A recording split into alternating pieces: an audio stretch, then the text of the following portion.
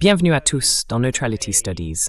Aujourd'hui, nous avons le plaisir d'accueillir l'unique professeur Glenn Deason. Je suis sûr que je n'ai pas besoin de vous le présenter. Il anime un excellent podcast sur YouTube à son nom, Glenn Deason. Glenn, bienvenue. Ravi de vous revoir, Pascal Lotaz. C'est un vrai plaisir de te voir aussi. Et c'est génial de voir ta chaîne grandir, encore et encore. Tu fais un travail remarquable. Et justement, c'est de ça que je voulais te parler. Tu as reçu plusieurs invités vraiment impressionnants dans ton émission. L'un d'eux, bien sûr, c'est le professeur Karaganov, en Russie, l'un des faucons de la politique étrangère russe, mais aussi l'un des plus importants. Tu invites régulièrement John Mearsheimer dans ton podcast, ainsi que Jeffrey Sachs. Et j'ai l'impression que toutes les capitales européennes devraient en ce moment tirer la sonnette d'alarme. Mais ce n'est pas le cas. Alors, comment tu interprètes toutes ces informations en direct que tu reçois du monde entier sur les relations internationales?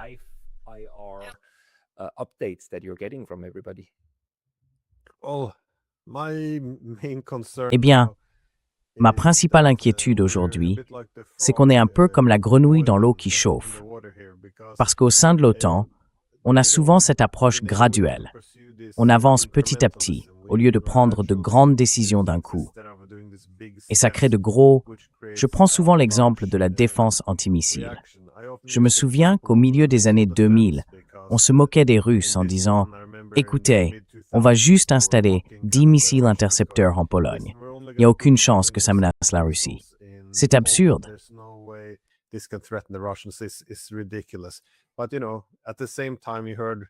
Mais vous savez, en même temps, on entendait dans les think tanks qui disaient « Bon, on commence avec 10, on met en place un système, et ensuite on l'élargit petit à petit. » Et puis tout à coup, ces 10 sont devenus plusieurs centaines. C'est un peu comme ça que fonctionne l'approche graduelle. Et on a fait la même chose, enfin, pour en venir au point, dans la guerre en Ukraine. On a commencé par envoyer des munitions. Je me souviens des Javelin que Trump avait envoyés et qui étaient déjà considérés comme problématiques. Puis petit à petit, on a ajouté des chars, des systèmes d'artillerie, des HIMARS. Je prends toujours l'exemple de Joe Biden qui disait qu'on ne pouvait pas envoyer des F-16 parce que ça signifierait la Troisième Guerre mondiale.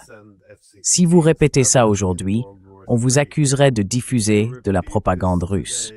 On vous dirait que bien sûr, on ne fait qu'aider.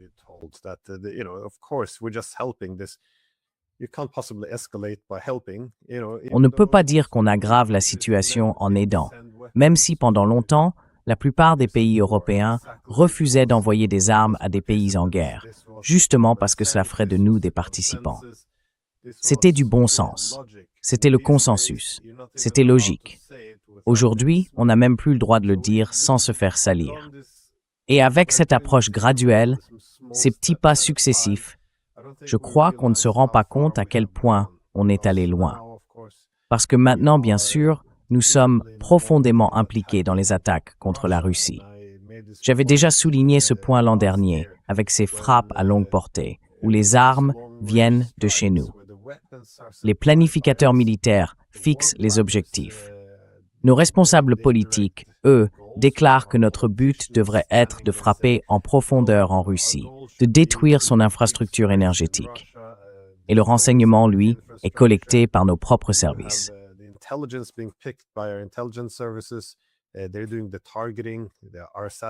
C'est eux qui font le ciblage. Nos satellites guident les missiles. Donc on est profondément impliqué à tous les niveaux. Ce n'est même plus, vous avez mentionné John Mearsheimer. J'ai parlé d'une guerre par procuration et il m'a dit, Glenn, en réalité, on a dépassé ce stade. L'OTAN attaque désormais directement la Russie. Et bien sûr, la dernière étape qu'on voit maintenant, c'est cette nouvelle forme d'incrémentalisme. Les Russes disent « Ah, voilà, les drones attaquent maintenant la région baltique de la Russie, la côte de la Baltique, d'où une grande partie du pétrole russe est exporté. Et ça passe par les États baltes, par leur territoire. Vu la distance, il est très probable que ces drones soient même lancés depuis les États baltes. Au début, ils ont nié. Non, c'est pas le cas. Et puis, bien sûr, ils ont fini par dire « Oui, c'est vrai, mais nous n'avons pas autorisé les Ukrainiens à utiliser ce territoire. »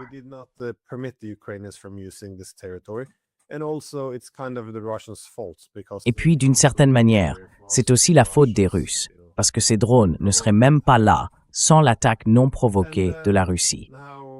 Et maintenant, on en arrive à entendre le Premier ministre suédois dire « Écoutez, si les drones s'écrasent dans des pays de l'OTAN, on devrait au moins les aider à aller dans la bonne direction vers la Russie. » Vous voyez, c'était pareil avec les frappes à longue portée.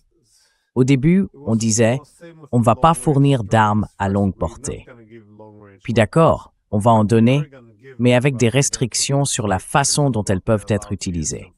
Et petit à petit, ces restrictions disparaissent. Donc aujourd'hui, nous sommes comme la grenouille dans l'eau qui chauffe. Nous avons attaqué la Russie, et les Russes en sont arrivés à la conclusion que ça ne peut plus durer. Il est temps pour eux de riposter.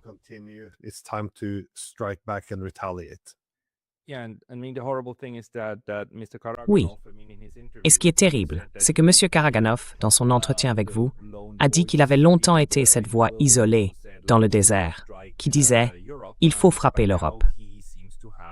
Et aujourd'hui, il semble avoir pas mal de soutien, à la fois dans les cercles de décision en Russie, mais aussi au sein de la population en général. Et si j'écoute ce que nous dit notre collègue Stas Krapivnik, c'est la même chose. Les Russes en ont tout simplement assez d'être sans cesse pris pour cible. Pendant ce temps, les Européens se cachent derrière l'argument « Nous ne faisons pas partie de la guerre », alors qu'ils font tout ça, et ouvertement. Et ce week-end, nous sommes aujourd'hui lundi, le 25 mai. Eh bien, ce week-end, ou plutôt vendredi, le camp ukrainien a attaqué une école, un dortoir universitaire à Lugansk, et 21 étudiants y ont été tués.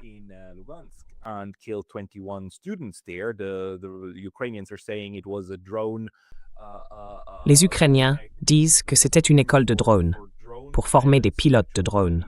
Franchement, ce serait l'endroit le plus idiot au monde pour installer une école de pilotes de drones. De son côté, la Russie affirme bien sûr que non, que c'était simplement une école pédagogique, une école de formation d'enseignants, et que ses futurs professeurs sont maintenant morts. Et l'Europe, elle, fait comme si tout ça n'avait jamais eu lieu, en prétendant que les frappes de représailles, venues d'Oreshnik et d'autres systèmes de missiles, étaient totalement injustifiées. Je veux dire, Kaja Kallas a encore publié aujourd'hui un de ses tweets délirants. Et toute la logique derrière ça, c'est quoi? Que la Russie serait dans une impasse sur le champ de bataille et qu'elle terroriserait donc l'Ukraine avec des frappes délibérées sur les centres-villes. Ce serait, selon elle, des actes abominables, du terrorisme destiné à tuer le plus grand nombre de civils possible.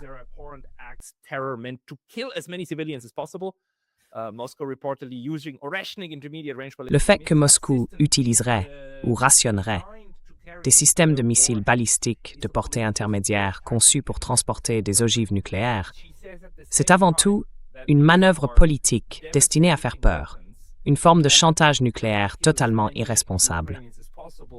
Elle dit en même temps que ce sont des armes dévastatrices, qu'elles visent à tuer le plus d'Ukrainiens possible.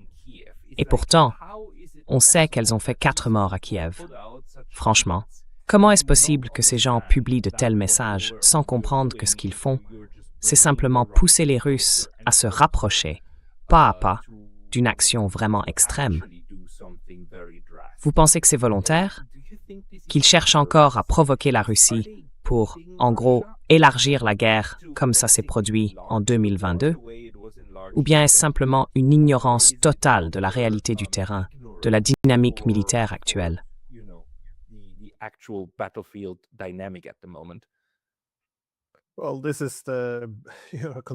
Eh bien, c'est la suite de ce récit soi-disant non provoqué, où tout à coup, oh, comment les Russes auraient-ils pu faire ça? Ça serait tombé de nulle part. Et si, vous savez, quelqu'un essayait d'apporter un peu de bon sens, eh bien non, en réalité, ça ne vient pas de nulle part. C'était bel et bien provoqué. Et c'est toujours la même logique. Si vous dites ça, alors vous légitimez et vous soutenez les frappes russes. En d'autres termes, vous êtes du côté des Russes. Et à partir de là, toute attaque personnelle contre vous devient permise. Vous êtes un défenseur de Poutine, et donc plus personne ne devrait vous écouter. En somme, on a criminalisé toute forme de dissidence.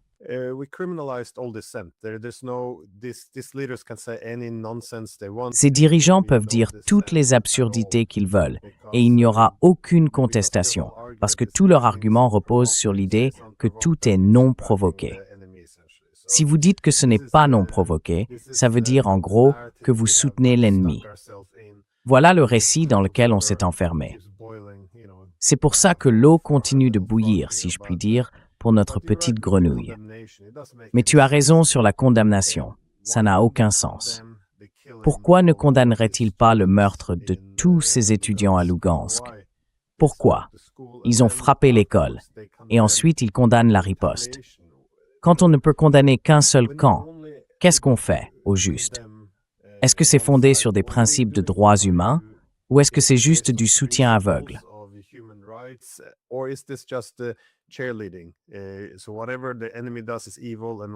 Donc, quoi que fasse l'ennemi, c'est mal, et quoi que fasse notre camp, eh bien, ça n'a pas d'importance. Les condamnations ne veulent rien dire quand il n'y a plus de principe. Et comme je l'ai dit, ils continuent de parler du génocide des Ukrainiens, d'efforts pour en tuer le plus possible. Mais comment peut-on lancer 600 missiles et drones et qu'au final 4 personnes soient tuées si le but était vraiment de provoquer un maximum de morts? Si vous frappez une grande ville comme Kiev, avec pour objectif de tuer le plus de monde possible, et que vous avez 600 missiles et drones à disposition, alors soit les Russes sont incroyablement inefficaces, soit, comme c'est évident, tout ça n'a aucun sens. C'est juste une façon d'alimenter la haine contre les Russes et de pousser à la guerre. Rien de plus.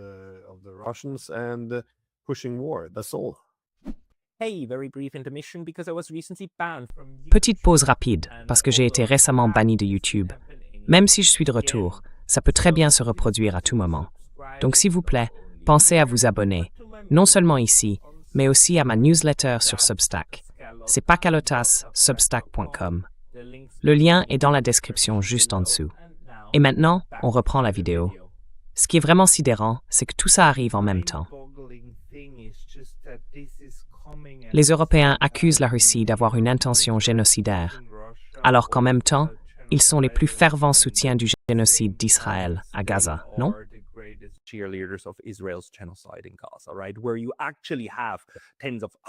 Là, on parle de dizaines, voire de centaines de milliers de morts dans un camp de concentration. Un camp qui devient chaque jour un peu plus petit. Et tout ça arrive au moment même où ces dirigeants européens, les mêmes, ne tarissaient pas d'éloges sur la guerre d'agression menée par les États-Unis et Israël contre l'Iran, et qu'ils les soutenaient même. Et je pense que c'est de là que tout ça vient. Ils les ont soutenus aux Nations Unies, alors que c'est l'Iran qui a été condamné pour avoir riposté contre les États du Golfe. Et les dirigeants européens n'ont cessé de répéter que l'Iran attaquait sans provocation et qu'il étendait la guerre dans sa région. Et est-ce que...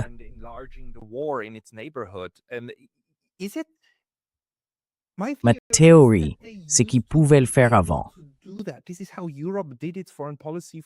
C'est comme ça que l'Europe a mené sa politique étrangère, avec son jargon et sa manière de faire, depuis environ 5 siècles. Ils se contentent de fixer l'agenda. Et c'est justement ça qui ne fonctionne plus aujourd'hui.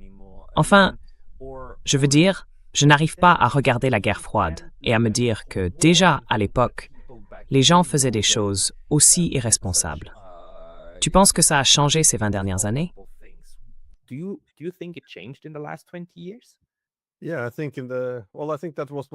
Oui, je pense que c'était l'une des malédictions du moment unipolaire, c'est-à-dire quand tout le pouvoir était concentré en Occident.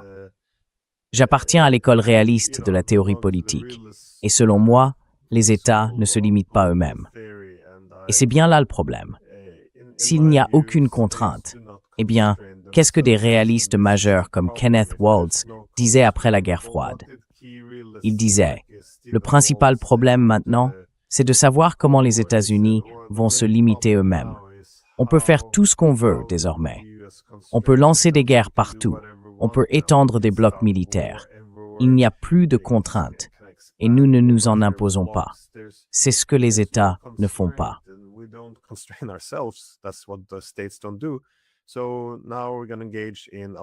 Alors maintenant, on va s'engager dans beaucoup d'horreurs. Et avec le temps, ce qui est prévisible, c'est que les États-Unis vont finir par s'épuiser et chercher un nouvel équilibre. Mais quand je parle d'épuisement, c'est pas seulement le potentiel militaire qui s'épuise, c'est aussi la réputation. Regardez la réputation des États-Unis dans les années 90. Elle était excellente. Et regardez où elle en est aujourd'hui. Forcément, le monde ne les voit plus de la même façon.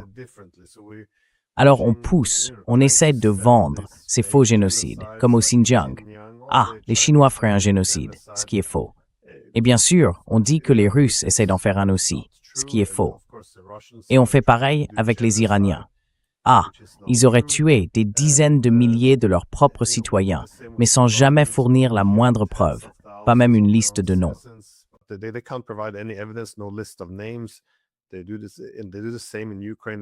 Ils font la même chose en Ukraine. Les Russes ont emmené des milliers d'enfants. Mais si on demande, pouvez-vous donner les noms? Alors tout de suite, on nous accuse de nier les faits ou de répéter la propagande russe. Du coup, plus personne n'y croit vraiment. Et pendant que toutes ces fausses informations circulent, on voit bien que nos dirigeants mènent des guerres sans fin depuis des décennies. Comme vous l'avez dit, on a soutenu le génocide à Gaza avec un certain enthousiasme. Et quand ils ont attaqué l'Iran, on a entendu des responsables comme le chancelier Scholz dire « Les Syriens font le sale boulot à notre place ».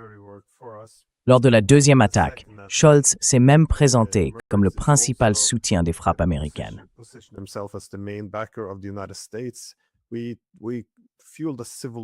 Nous avons alimenté une guerre civile en Syrie, provoquant la mort de centaines de milliers de personnes, juste pour installer un chef de l'État islamique. Et maintenant, avec l'aide des médias, on fait tout pour le réhabiliter. Ah, regardez, il porte un costume. C'est l'un des nôtres, maintenant. Il est civilisé. Et puis, il y a aussi le soutien apporté à des groupes fascistes à Kiev. Il n'y a pas de « où sont les principes ?» Où sont les valeurs? Je crois que les gens n'y croient plus. Et oui, donc tout ce nouveau récit, comme vous le disiez, celui de Kallas et des autres, c'est pourquoi les Russes frappent-ils plus fort maintenant? Parce que selon moi, ils vont s'en prendre aux pays baltes. Je pense qu'ils vont encore accroître la brutalité en Ukraine, et ce sera terrible pour les Ukrainiens.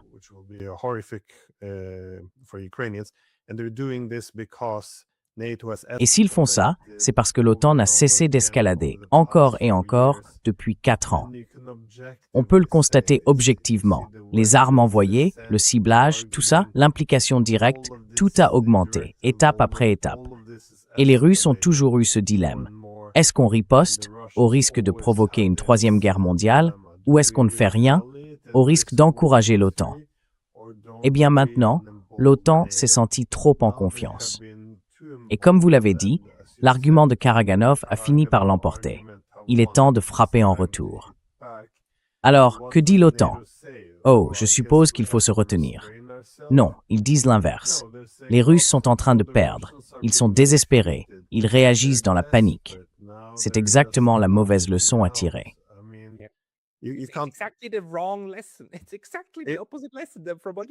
C'est exactement la leçon inverse de celle qu'il faudrait tirer. Mais sur ce point, vous savez, je vais vous poser encore quelques questions sur votre invité dans un instant. L'une des choses les plus surprenantes pour moi cette année, c'est ce qui s'est passé avec l'Iran. D'après ma lecture, ce que l'Iran a fait, c'est qu'il a réussi à rétablir la dissuasion.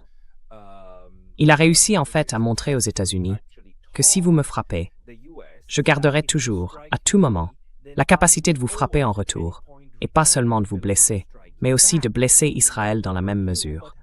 Donc, arrêtez de frapper. Et après 40 jours, cette stratégie semble avoir fonctionné, même si on n'est pas encore sorti d'affaire. Mais la partie militaire du conflit s'est arrêtée. L'Iran, en étant capable d'encaisser tous ces chocs et en acceptant de sacrifier certains de ses dirigeants, a réussi à gérer cette guerre d'agression d'une manière que je n'avais encore jamais vue. Pensez-vous que cela puisse donner à la Russie des leçons sur la façon d'aborder sa guerre avec l'OTAN.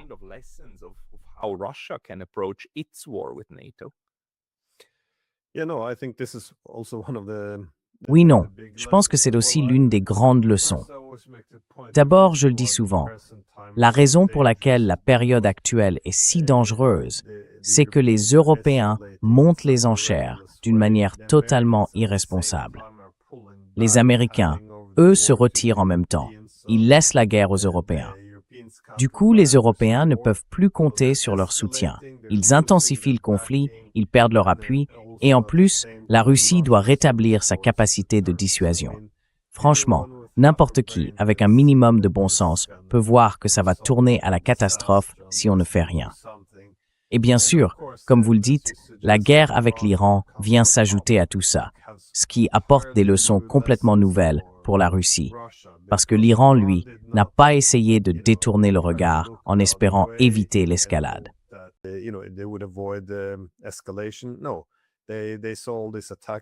Non, ils ont vu toutes ces attaques se produire et ils ont montré qu'ils étaient capables de monter les marches de l'escalade face aux États-Unis.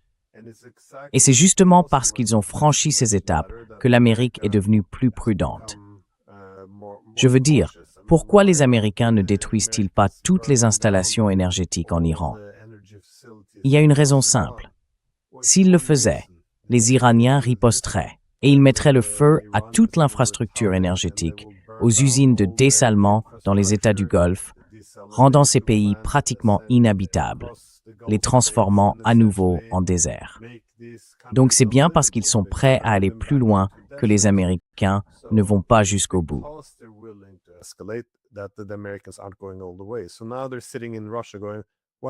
Alors maintenant, ils sont assis en Russie et se demandent qu'est-ce qu'on a fait pendant ces 4 dernières années, parce qu'on s'est retenu. Et on lit les journaux occidentaux. Ils disent que notre retenue, c'était de la faiblesse, qu'on a trop peur de l'OTAN, que l'OTAN peut lancer des missiles sur notre capitale et qu'on n'ose rien faire en retour.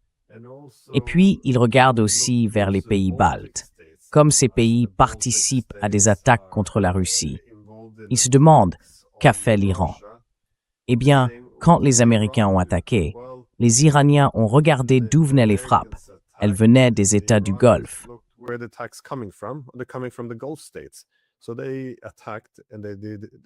Ils ont donc attaqué les Émirats arabes unis, le Qatar, l'Arabie saoudite, le Koweït, la Jordanie. Tous ceux qui ont participé à cette attaque sont désormais des participants à la guerre, et ce sont des cibles légitimes. Les Russes n'ont pas fait ça avec les États baltes. Donc la leçon maintenant, c'est peut-être qu'on aurait dû suivre la voie iranienne. On comprend facilement la logique derrière ça. Ce serait un peu comme si, vous voyez, quand l'Amérique est intervenue pour, disons, enlever Maduro, les Russes et les Chinois avaient envoyé des missiles au Venezuela et commencé à faire pleuvoir des missiles sur Washington. Est-ce que Washington dirait « Oh non, c'est simplement une attaque vénézuélienne » ? Bien sûr que non. Ou, si on prend l'exemple inverse, si le Canada hébergeait des missiles iraniens pour les lancer sur des villes américaines, et qu'ensuite le Canada disait « Oh non, non, nous sommes juste un pays neutre ».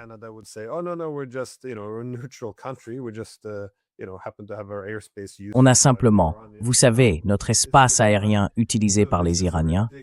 Non, ça n'arriverait jamais. C'est un argument absurde. Bien sûr que les États du Golfe participent à tout ça, non seulement ils l'ont permis, mais on a aussi appris qu'ils avaient fait un intense lobbying auprès des États-Unis, surtout les Émirats arabes unis et l'Arabie saoudite, pour qu'ils attaquent l'Iran. Donc, oui, ils sont bien des acteurs de cette situation. Et si l'Iran veut avoir une quelconque capacité de dissuasion, il doit frapper ceux qui l'attaquent. C'est la leçon qu'on voit aujourd'hui en Russie, et ça devrait relever du simple bon sens. Mais si vous le dites, on vous accuse aussitôt de soutenir, de légitimer, d'encourager des attaques contre l'Europe. Et là, ils s'en prennent à vous personnellement. Voilà la nouvelle Europe. C'est pour ça que, encore une fois, la grenouille est en train de bouillir ici. Il n'y a plus aucun espace pour le bon sens.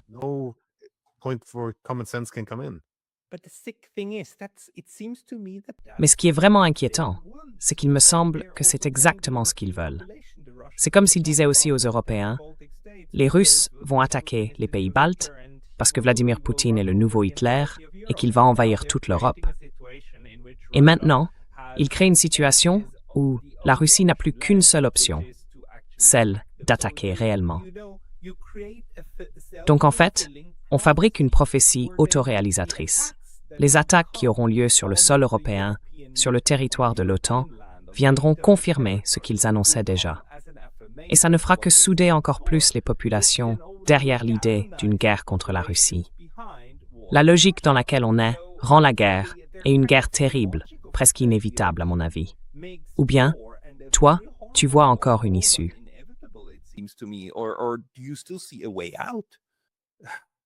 Non, je ne vois plus vraiment comment on pourrait s'en sortir. On est allé tellement loin maintenant que c'est très difficile de faire marche arrière. Mais la logique, comme vous l'avez dit, devient une prophétie autoréalisatrice. C'est à partir de la révolution orange en 2004 que l'OTAN a commencé à pousser pour faire entrer l'Ukraine dans son orbite. Leur argument, c'était toujours « les Ukrainiens doivent être protégés de la Russie ». Pourtant, à ce moment-là, la Russie ne formulait aucune menace, aucune revendication sur l'Ukraine. Et même l'OTAN reconnaissait qu'à l'époque, seulement 20% des Ukrainiens voulaient rejoindre l'Alliance. La majorité préférait coopérer avec la Russie. Donc on a voulu les aider à tout prix, même s'ils ne le demandaient pas, et qu'il n'y avait aucune menace contre eux. Mais ensuite, bien sûr, une fois qu'on a renversé le gouvernement à Kiev, qu'on a commencé à renforcer les extrémistes d'extrême droite, à envoyer des armes, à constituer une armée par procuration, à attaquer le Donbass, eh bien évidemment, là, on a créé une menace russe.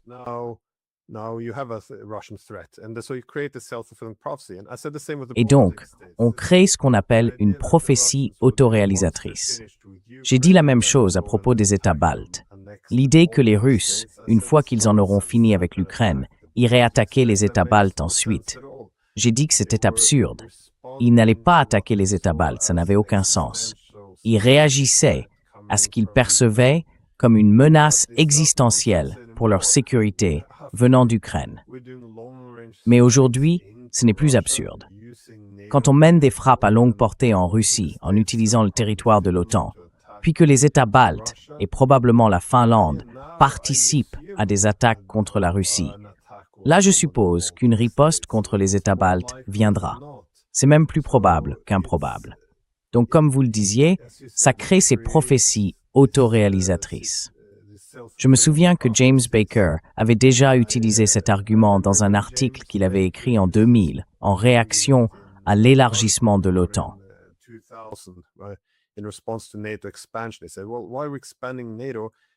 Il a dit, bon, pendant qu'on élargit l'OTAN, il n'y a pas de menace russe. Nous, on a répondu qu'il pourrait y en avoir une à l'avenir. En fait, il disait quelque chose d'évident. Si on élargit l'OTAN, la Russie va voir ça comme une menace. Elle prendra des contre-mesures et on se retrouvera avec une prophétie autoréalisatrice. C'était l'argument de Kennan et de beaucoup d'autres. Donc voilà ce qu'on fait. C'est que, justement parce que c'est ce qu'on fait, on reste enfermé dans un récit. Vous me demandez, qu'est-ce qu'on peut faire pour en sortir?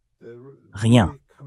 Parce qu'on s'est engagé dans ce récit selon lequel on ne fait que se défendre, que c'est une motivation impérialiste et expansionniste russe, que rien ne se passe à cause de ce que nous, on a fait.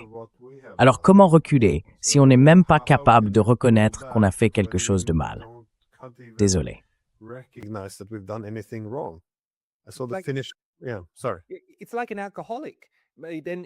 C'est un peu comme un alcoolique qui a besoin d'une gorgée de plus le matin, juste pour se lever. C'est comme si on avait besoin de ce qui nous détruit, de ce qui nous ruine, juste pour réussir à tenir la tête hors de l'eau. Parce que si les Européens changeaient vraiment de discours, ils devraient admettre qu'ils se sont trompés, non? Et ça, c'est bien la dernière chose qu'ils feraient.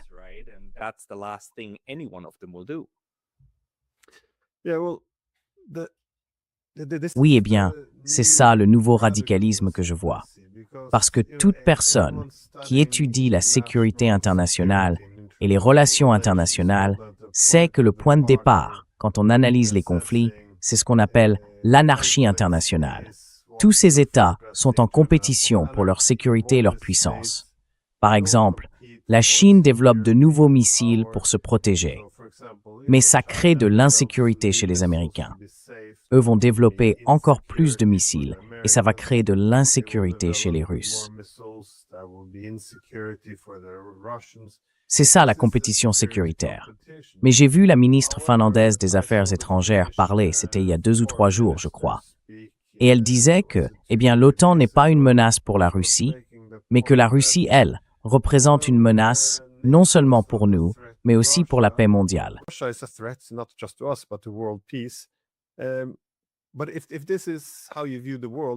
Mais si c'est comme ça que vous voyez le monde, avec les gentils d'un côté et les méchants de l'autre, nos missiles sont bons, les leurs sont mauvais. Dans cette logique, on ne peut pas réduire la compétition sécuritaire. Ce qui a toujours été reconnu comme la voie vers la paix, c'est de se mettre à la place de l'autre, de chercher le compromis.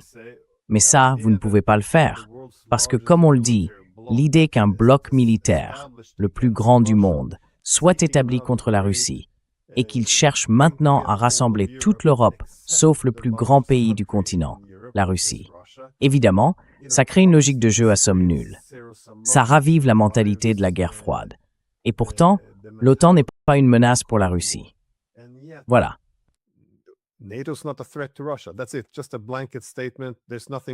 C'est juste une déclaration générale. Il n'y a rien à discuter ici.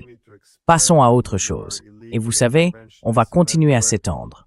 On va poursuivre notre interventionnisme illégal partout.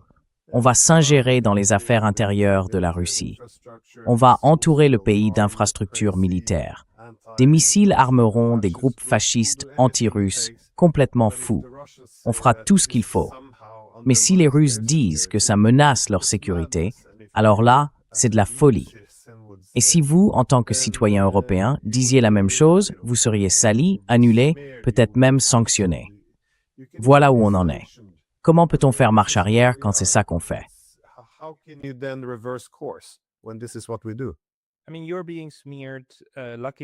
Je veux dire, on essaye clairement de vous salir.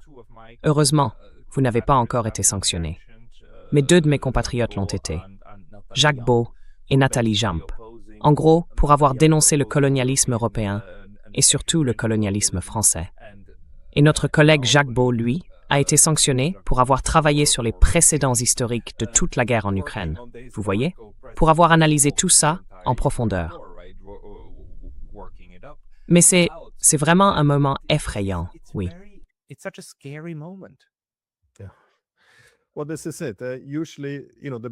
Eh bien voilà. D'habitude, vous savez, la force qu'on avait souvent en Occident, c'est qu'on vit dans des sociétés ouvertes. Oui, on peut critiquer le gouvernement et ses politiques. Et grâce à ça, on peut corriger le tir. Si on suit une politique absurde qui ne renforce pas vraiment notre sécurité, il peut y avoir une opposition. Mais là, il n'y en a pas. Regardez où on en est. On est en train de détruire l'Ukraine. On s'avance vers un risque de guerre nucléaire avec la Russie. Et puis vous avez des gens comme Jacques Beau qui disent sans doute que c'est une voie extrêmement dangereuse.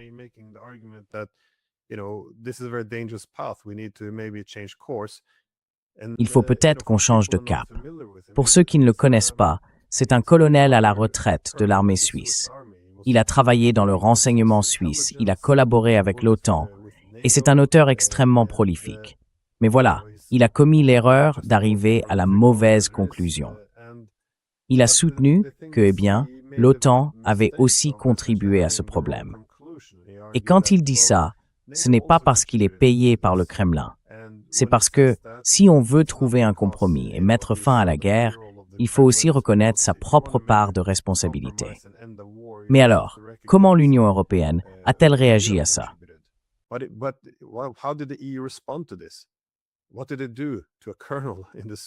Qu'est-ce qu'ils ont fait à un colonel du renseignement suisse?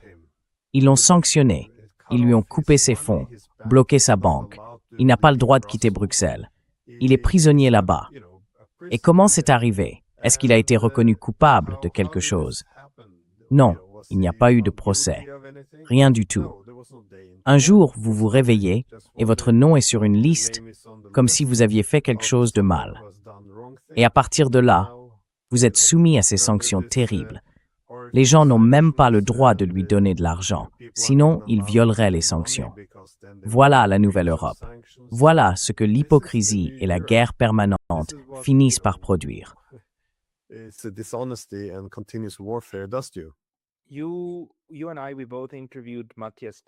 Toi et moi, on a tous les deux interviewé Matthias Desmet, non? Probablement l'un des penseurs les plus importants, professeur de psychologie, qui a consacré une grande partie de sa carrière à étudier les formations de masse. Il a soutenu que voilà, c'est ce qui se passe. L'Europe est dans une formation de masse. Et cette formation de masse, en gros, c'est une idéologie qui se met à pourrir de l'intérieur et qui finit par rejeter tout ce qui ne se conforme pas, toutes les parties non conformistes de la société. Et ça empire, encore et encore. Qu'est-ce que tu penses de cet argument? Il y a quelques autres psychologues qui disent que non. La psychologie des masses, ça n'existe pas vraiment. Qu'on s'imagine des choses, qu'on voit des schémas là où il n'y en a pas, juste des coïncidences. Mais moi j'ai l'impression que c'est un argument très solide, qu'on est effectivement dans une sorte de phénomène psychologique collectif, que tout le continent en ce moment s'enfonce de plus en plus dans ce processus.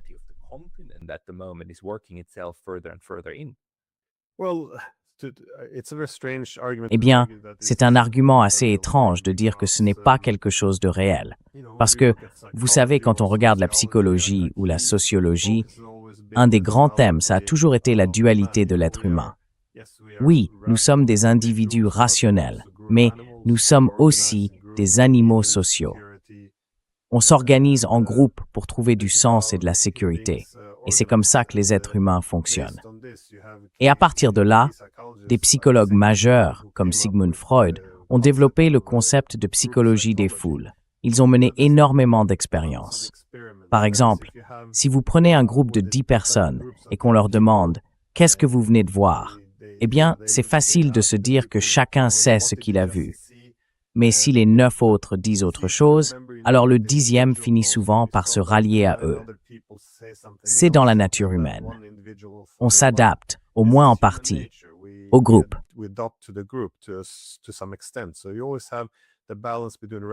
Il y a toujours cet équilibre entre l'individu rationnel et la psychologie de groupe irrationnelle, instinctive, dont parlait Sigmund Freud.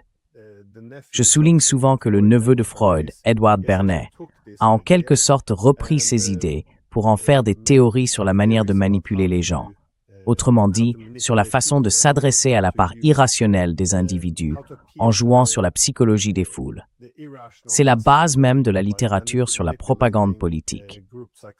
Quand on lit les ouvrages de Bernays, qu'on regarde ce que recouvre la propagande politique, puis qu'on écoute la façon dont nos responsables politiques s'expriment, ou ce que les médias écrivent, cette exigence de conformité de masse autour de toutes les idées, avec d'un côté les bons et de l'autre les méchants, c'est absurde.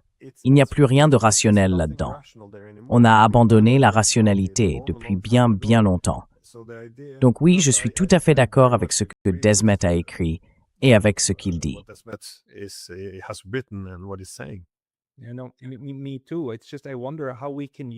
Moi aussi. C'est juste que je me demande comment on peut utiliser ces réflexions maintenant pour... On ne peut pas revivre ça. On ne peut pas avoir une 3e ou une 4e guerre avec la Russie en 2 siècles.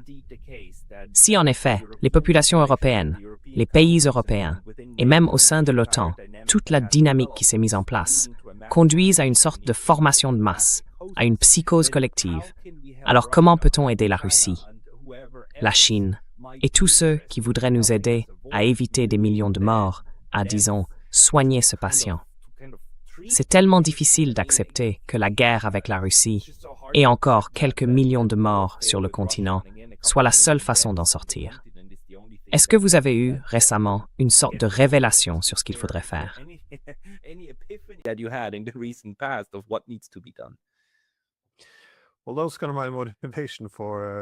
Eh bien, c'était un peu ma motivation, vous voyez, parce que je travaille simplement comme professeur à l'université. Mais c'est justement ce qui m'a poussé à lancer un podcast. J'ai vu, et je vois encore, cette conformité de masse. Il n'y a plus de voix dissidentes dans les médias. Je cite souvent ce pays, ce qui s'est passé ici. Parce qu'une fois que les Russes ont envahi l'Ukraine, notre Premier ministre a dit « Ah non, il n'est pas question d'envoyer des armes.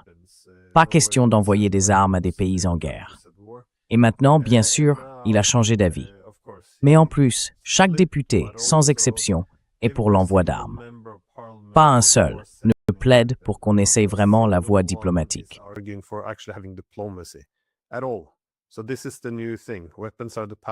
Alors voilà la nouvelle logique. Les armes seraient le chemin vers la paix et la diplomatie, une forme d'apaisement. Et ce n'est pas seulement les politiciens, non, tous les médias s'y mettent. Et si quelqu'un ose dire « Mais pourquoi ne pas parler avec l'autre camp ?» Eh bien, on le traite aussitôt d'agent du Kremlin. On l'accuse de répéter la propagande russe. Rien que des attaques personnelles, aucun débat de fond. C'est devenu la nouvelle norme. Alors je me dis, qu'est-ce qu'on peut faire? À mon avis, si on regarde la littérature sur la propagande, surtout celle écrite entre les années 30 et 50, il en est sorti beaucoup de choses intéressantes.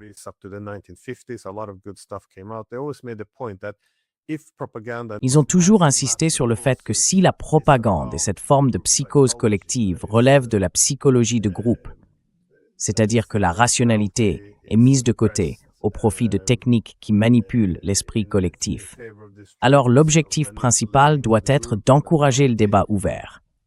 Vous voyez, il faut que Churchill débatte avec Staline, que tout soit mis sur la table, qu'on ait des discussions publiques. Et ils ont toujours averti que faire l'inverse, c'est appeler à la censure. Parce que la censure, c'est une forme de propagande. Si vous dites « Ah, l'autre camp fait de la propagande, il faut les censurer », eh bien ça, c'est de la propagande. On ne combat pas la propagande par la censure.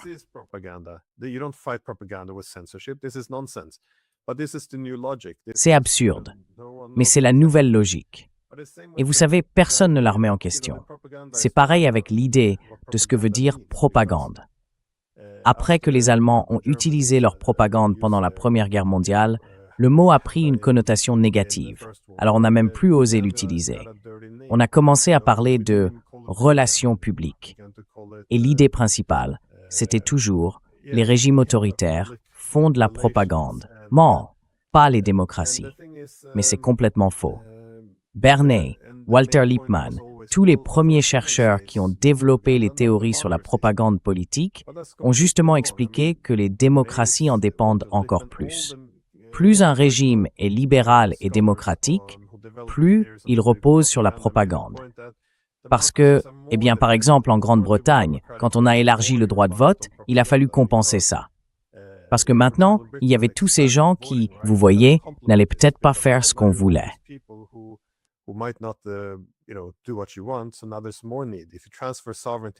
Alors aujourd'hui, le besoin est encore plus grand. Si on transfère la souveraineté du gouvernement vers le peuple, il faut bien que quelqu'un gère les opinions du peuple. Donc, l'idée que dans les démocraties, on ne fait pas de propagande, ça n'a aucun sens. En réalité, elles le font souvent bien mieux d'ailleurs.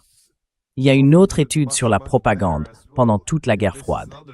Vous savez, la crédibilité de la source, c'est très important. Un message est plus convaincant quand il vient d'une source qu'on perçoit comme bienveillante, désintéressée et... enfin, vous voyez. Mais si c'est un média d'État, là c'est beaucoup moins convaincant. Tout le monde sait qui vous êtes et tout le monde comprend vos motivations, surtout si vous en avez d'autres derrière.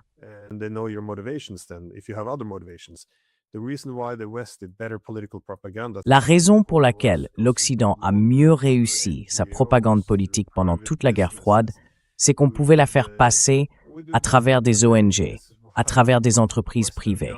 Et on fait exactement la même chose aujourd'hui. C'est pour ça que les gouvernements occidentaux dépensent des milliards dans les ONG. Parce qu'en réalité, elles servent de bras de propagande pour les États, tout en gardant la crédibilité d'organisations dédiées aux droits humains. Même si elles travaillent main dans la main avec les services de renseignement, même si tout leur financement vient de l'État. C'est de la propagande, tout simplement. Et vous savez, j'ai aussi essayé de critiquer les think tanks qui sont financés par des structures liées à la CIA, comme le National Endowment for Democracy. Et là, j'ai reçu des lettres à mon université m'accusant d'attaquer la société civile, parce que, paraît-il, les ONG représentent la société civile aujourd'hui. Voilà où on en est. C'est complètement fou.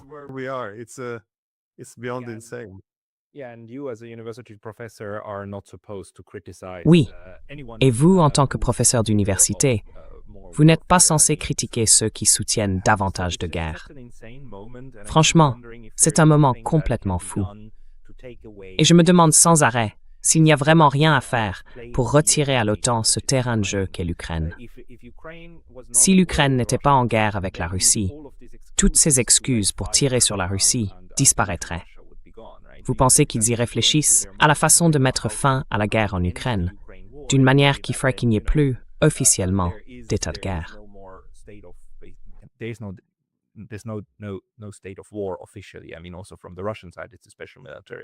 Je veux dire, du côté russe aussi, on parle d'une opération militaire spéciale.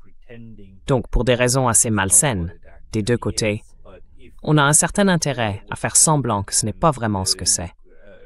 Mais si cette guerre devait se terminer, et que la Russie se rapproche de plus en plus d'une occupation complète de tout le Donbass, ce qui, d'après ce que je comprends, est plus ou moins l'objectif militaire, puis qu'elle crée une zone tampon et une zone de sécurité, est-ce que vous voyez, dans l'évolution actuelle sur le champ de bataille, un espoir que cette sorte de rampe de lancement pour une agression européenne contre la Russie disparaisse du jeu?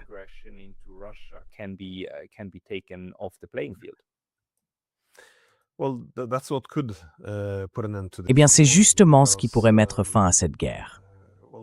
Parce que, vous savez, je le dis souvent, la guerre en Ukraine reflète un phénomène bien plus large. Après la guerre froide, on avait en fait conclu des accords avec la Russie pour développer une économie inclusive, une architecture de sécurité européenne commune, afin de dépasser la logique des blocs hérités de la guerre froide. C'est ce qu'on avait convenu avec la Charte de Paris pour une nouvelle Europe, en 1990. C'est aussi pour cela qu'on a créé l'OSCE en 1994, qui est justement une architecture de sécurité inclusive. Mais quand on a décidé d'élargir l'OTAN, c'était parce qu'on avait choisi, à la place, d'aller vers une paix hégémonique, une paix qui excluait la Russie. Et c'est ce qu'on fait depuis. Et c'est un peu le même schéma qu'on retrouve dans le conflit avec les Russes, dans la guerre économique contre la Chine et aussi dans la guerre contre l'Iran.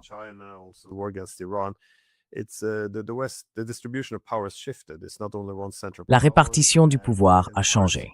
Il n'y a plus un seul centre de pouvoir et toute l'architecture de sécurité doit être repensée. L'élargissement de l'OTAN a été la principale manifestation de ce moment unipolaire, autrement dit, de l'hégémonie collective de l'Europe. Aujourd'hui, cet équilibre a été rétabli, ou du moins, il a été contesté. Le problème, pour parvenir à un accord de paix en Ukraine, c'est que la guerre ne concerne pas seulement l'Ukraine. Elle touche à toute l'architecture de sécurité européenne.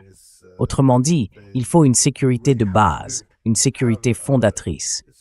On ne peut pas se contenter d'une sécurité contre la Russie, d'une dissuasion maximale qui fragilise sa stabilité. Il faut une approche qui prenne en compte les préoccupations de sécurité de tous. C'était d'ailleurs considéré comme l'un des grands accomplissements après la Seconde Guerre mondiale. On avait réussi aussi à rentrer les Français et les Allemands dans la même communauté européenne, du charbon et des acier.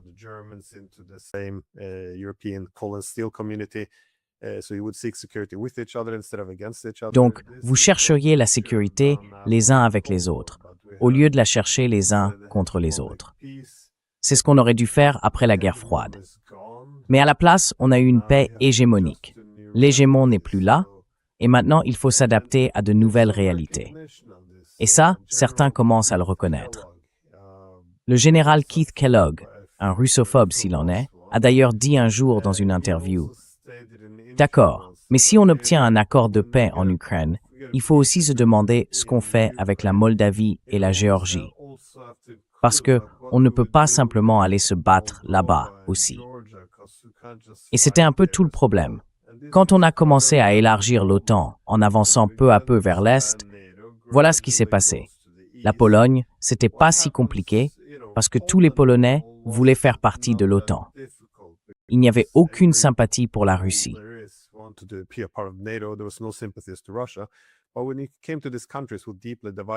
Mais quand on parle de ces pays où la société est profondément divisée, comme l'Ukraine, la Moldavie ou la Géorgie, qu'est-ce qui va se passer?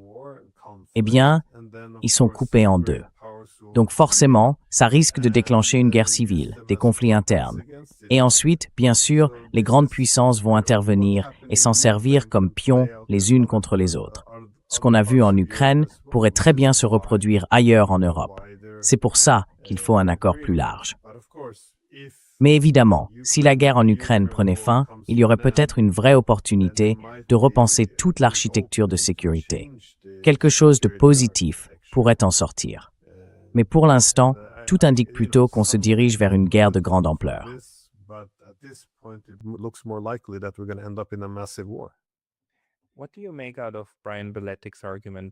Que pensez-vous de l'argument de Brian Berletic, selon lequel, en gros, tout ça reste dans la logique du système que les États-Unis sont en train de mettre en place? Vous savez, cette idée de division du travail. L'Europe serait désormais chargée de mener une guerre totale contre la Russie, pendant que les États-Unis chercheraient à s'appuyer sur les États du Golfe et sur Israël. D'après lui, les États-Unis utiliseraient Israël pour mener une guerre contre l'Iran. Et eux-mêmes se prépareraient assez vite, je pense, dans cette logique-là, à une guerre totale contre la Chine. À votre avis, à quel point c'est réaliste? Pas seulement comme concept, mais aussi compte tenu du nouvel équilibre des puissances. Parce qu'on voit bien, par exemple, qu'en Russie comme en Iran, la coalition occidentale s'est heurtée à deux murs, pas à un seul.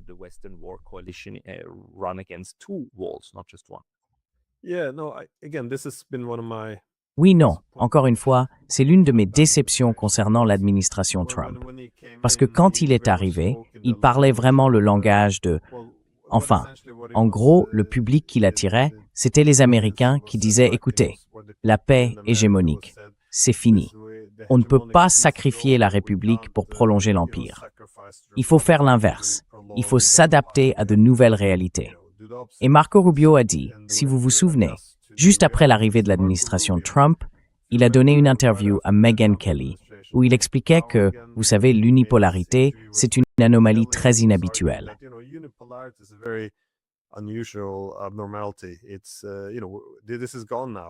Tu sais, tout ça, c'est fini maintenant. On est dans un système multipolaire et il faut s'y habituer. À l'époque, ma lecture, c'était d'accord, que fait-on quand on s'adapte à une répartition multipolaire du pouvoir? Eh bien, l'Amérique ne peut pas être partout. Donc, sans doute qu'il faudra se recentrer sur l'hémisphère occidental et se concentrer davantage sur l'Asie de l'Est, là où se trouve son rival de même niveau, la Chine. Autrement dit, il faut commencer à se désengager de l'Europe et du Moyen-Orient. Il est donc logique de s'attendre à une réduction des forces là-bas. Mais ensuite, on a commencé à voir des changements.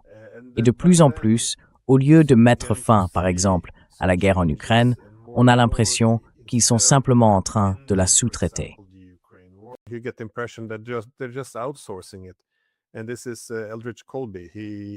Et voici Elbridge Colby. Il a fait un discours que j'ai trouvé intéressant. En fait, il montrait très clairement leur façon de penser. En gros, les Européens doivent s'armer. Plus d'armes. Il faut pouvoir donner davantage aux Ukrainiens pour affronter les Russes. Donc, en réalité, ils confient la guerre contre la Russie aux Européens, un peu comme ils le font maintenant au Moyen-Orient. Ils cherchent qui peut combattre les Iraniens. Est-ce qu'on a des groupes kurdes ou peut-être des groupes au Pakistan qu'on pourrait utiliser? Et pourquoi pas des Irakiens? On peut aussi s'appuyer sur les États du Golfe. Et bien sûr, si on veut affronter la Chine, on ne le fait pas avec des Américains.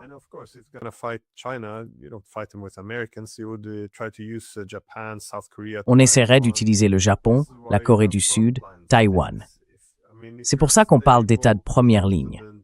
Je veux dire, quand on est une puissance hégémonique stable et sûre d'elle, comme l'étaient les États-Unis dans les années 90, être un État de première ligne peut être très avantageux.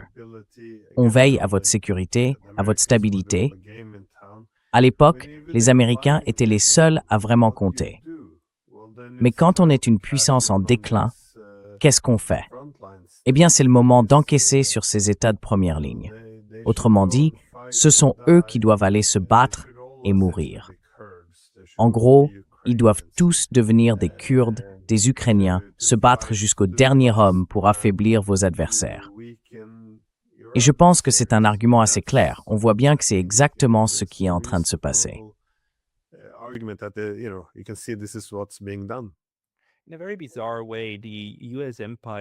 D'une manière assez étrange, l'Empire américain traverse un processus un peu similaire à celui de certaines grandes applications de sa propre plateforme numérique. Un processus que beaucoup de gens appellent l'enchitification. Tout ce qu'on avait autrefois gratuitement devient payant, de plus en plus cher et de plus en plus pénible, jusqu'à ce que le système finisse par s'épuiser lui-même. On en est là, non? À ce stade du déclin impérial.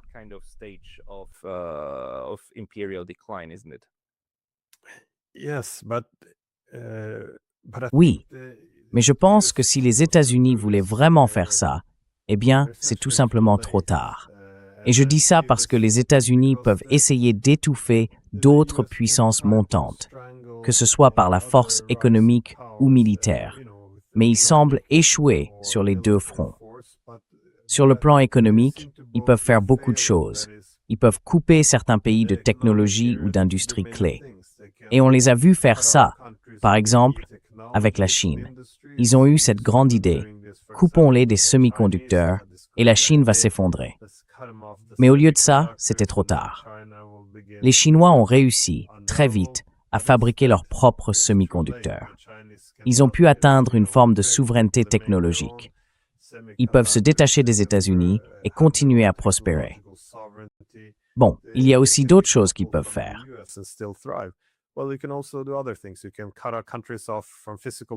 On peut couper des pays des grands couloirs de transport physique. Et c'est ce qu'ils font parfois. Par exemple, ils détournent des pétroliers iraniens, même avant la guerre. Ils peuvent imposer des blocus à Cuba, au Venezuela. Et maintenant, ils essayent aussi de mettre en place un blocus progressif avec les Européens en première ligne dans la mer Baltique, en sanctionnant les navires russes et en les qualifiant de flotte fantôme. Du coup, ça paraît légal de les saisir ou de les détourner en pleine mer. Mais on voit bien que les Chinois et les Russes, eux, renforcent leurs armées pour résister à tout ça. En parallèle, ils développent ces grands corridors de transport eurasiens, ce qui les rend de moins en moins dépendants des routes maritimes contrôlées par les États-Unis.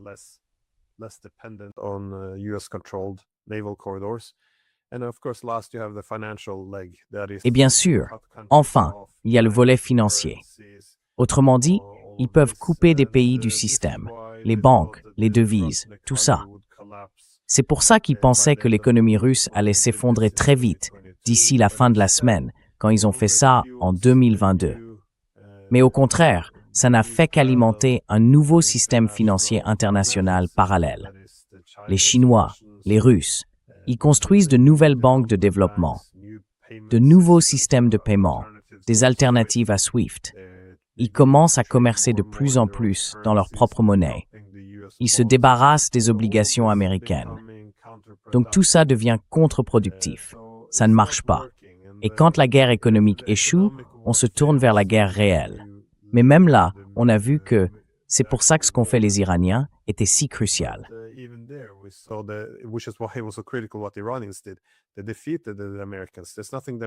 Ils ont vaincu les Américains. Il n'y a plus rien que les Américains puissent faire maintenant. Et en Ukraine, les Russes vont finir par l'emporter. Ils vont gagner. Et cela risque aussi de provoquer l'éclatement de l'OTAN. Donc il n'y a que l'escalade. Ils ont deux options.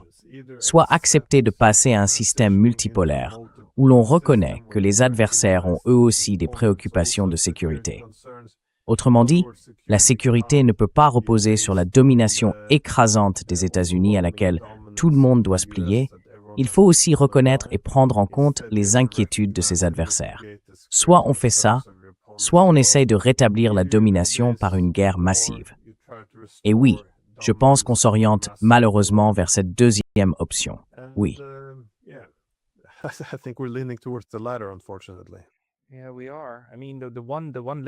Oui, c'est ça. Pour moi, le vrai test, celui qui montre s'ils changent vraiment, c'est de voir quand ils vont commencer à modifier leur discours sur cette idée d'espace neutre.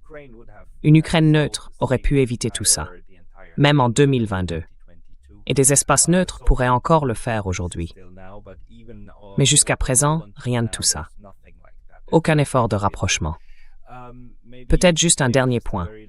On a commencé en parlant de réalisme et de ce problème fondamental, celui du moment unipolaire où rien ne limitait le pouvoir.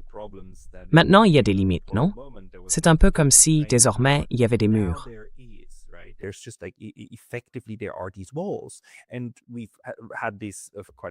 Et on a eu, il y a quelques jours, un article vraiment fascinant de Robert Kagan, le pape des néoconservateurs, qui a carrément dit « Eh bien voilà, c'est fini. Nous avons perdu la guerre contre l'Iran et de façon décisive. » Et ça, c'est assez surprenant venant de quelqu'un comme lui. Mais en même temps, il n'appelle pas à la désescalade. Au contraire, il dit que si quelque chose peut encore sauver la situation, c'est davantage d'escalade. Mais malgré tout, est-ce que tu penses qu'on arrive à un point où les limites physiques commencent enfin à devenir évidentes? Parce que même les capacités de production des États-Unis et de l'Europe ne suffisent plus à mener toutes ces guerres à la fois. Oui, on peut encore mettre en œuvre un génocide dans un camp de concentration en Palestine. Mais ces autres guerres, c'est un tout autre niveau.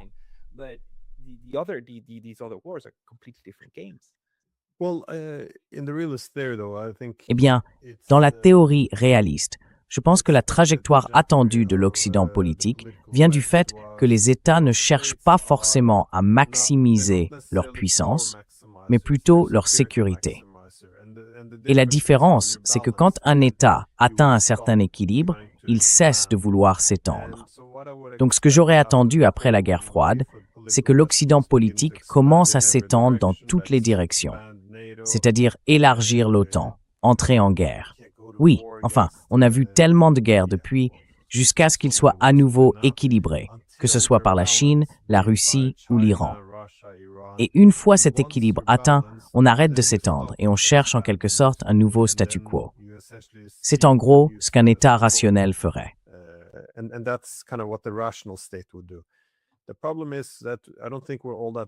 Le problème, c'est que je ne pense plus qu'on soit vraiment rationnel. Parce qu'en gros, ça fait plus de 30 ans qu'on a une classe politique formée dans l'idée qu'on avait dépassé l'histoire. C'est la fin de la théorie de Fukuyama sur la fin de l'histoire. Selon eux, notre hégémonie nous permettait de construire une paix libérale. On a mis en avant la démocratie libérale, les droits de l'homme.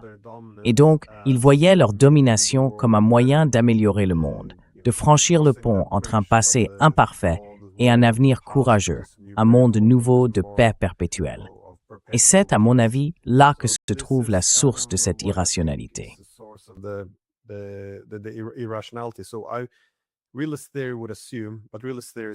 Les réalistes, eux, partent du principe que l'État agit de façon rationnelle. Ils considèrent que, dès qu'un équilibre est atteint, on s'arrête, on accepte un nouveau statu quo. Autrement dit, on n'est pas obligé d'aimer la situation, mais on ne peut rien y faire. Prenons un exemple au Moyen-Orient. Les Iraniens sont là. Si on ne reconnaît pas leurs besoins en matière de sécurité, si on ne les prend pas en compte, autrement dit, si on ne met pas fin aux sanctions paralysantes et à la menace militaire permanente, ils fermeront le détroit d'Ormuz et s'en empareront par leurs propres moyens. De la même façon, si on ne respecte pas la sécurité de la Russie, elle réagira. Et si on ne respecte pas la Chine, elle réagira aussi.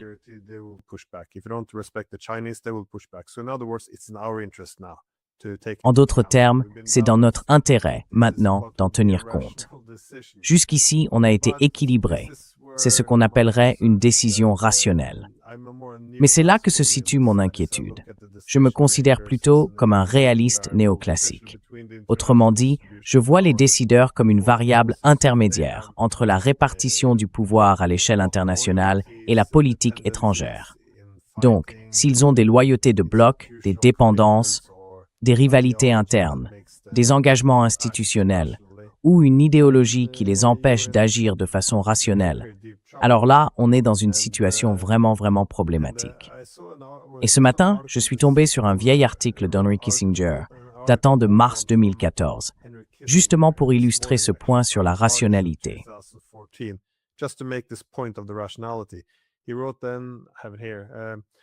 Il a écrit à ce moment-là, je l'ai ici, oui, c'était en mars 2014.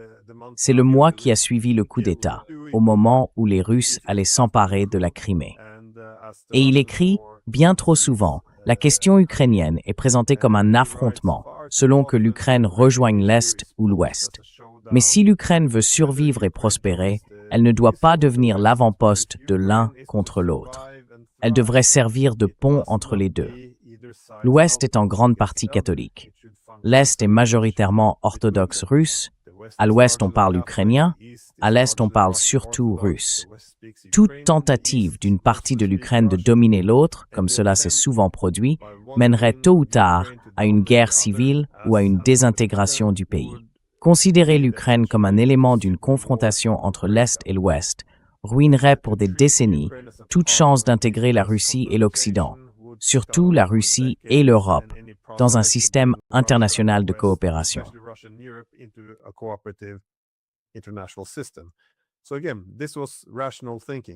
Donc, encore une fois, c'était une réflexion rationnelle. Et quand il a avancé cet argument en 2014, on s'est dit oui, ça se tient. Il faut éviter d'en faire un État de première ligne. Là encore, c'est un problème de politique de bloc. Comment on évite ça? Essayez de dire ça aujourd'hui. Si vous êtes un responsable politique, un journaliste, un universitaire, et que vous dites qu'il ne faut pas faire de l'Ukraine un État de première ligne, alors là, vous prenez le parti de l'agresseur. Vous accusez la victime. C'est un argument du Kremlin. Il n'y a plus de place pour une discussion raisonnable. C'est seulement le bien contre le mal. Il faut être dans les tranchées avec nous. Sinon, vous faites partie du mal. Vous êtes l'ennemi. Donc je pense que cette irrationalité, aujourd'hui en Occident, c'est un énorme problème si on veut éviter une guerre de grande ampleur.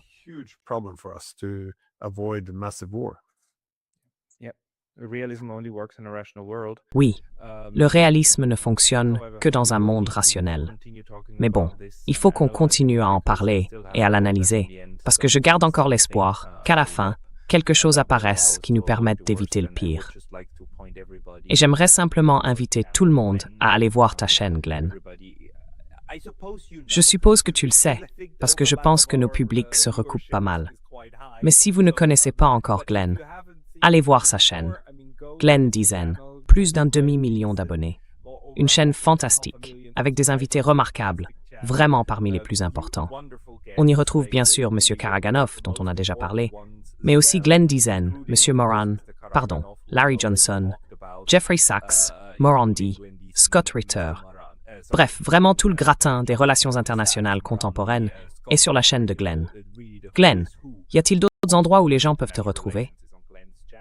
Glenn, any other place where people should go to find you? Je suis aussi sur Substack et sur Twitter. En fait, j'ai pas mal d'autres plateformes aussi, comme Spotify et Rumble. Et puis sur YouTube, j'ai, comme vous le savez, des chaînes traduites pour ceux qui ne comprennent pas bien l'anglais. Mais oui, principalement, ce sera YouTube et Substack.